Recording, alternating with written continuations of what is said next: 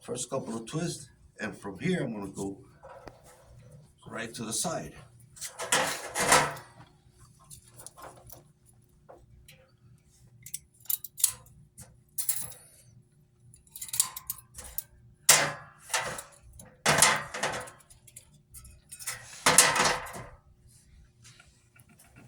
If you need to take a twist off, we'll do so.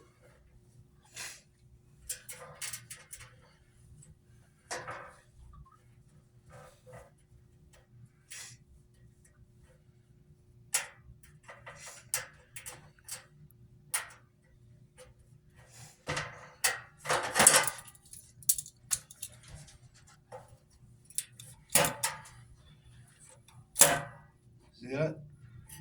Nice and tight. Now I can either bring this one down here or take this one and bring it underneath, and again, make my first couple of twists.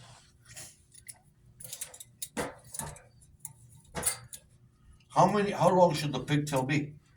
1 inch. No, quarter inch maybe. About it's 7/8.